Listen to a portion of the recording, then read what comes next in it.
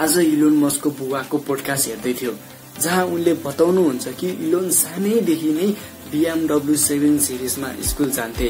त्यो समयमा जोसँग साइकल हुन्थ्यो उसलाई धनी मानिन्थ्यो, तर इलोन मस्क स्कुल पनि BMW 7 सिरिजमा जानुहुन्थ्यो।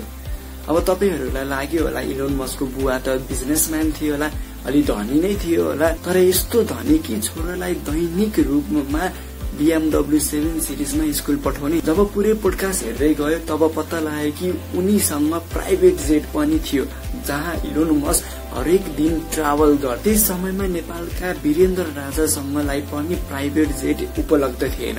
उनी नेपाल सरकारको एयरलाइन्समा ट्राभल गर्थे।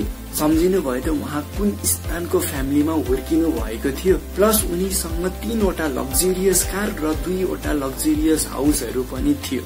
अभियसली उनले अवसर त पाएकै हो, तर सबै अवसर पाउने व्यक्ति इलोन मस्क बन्छ भन्ने होइन। So be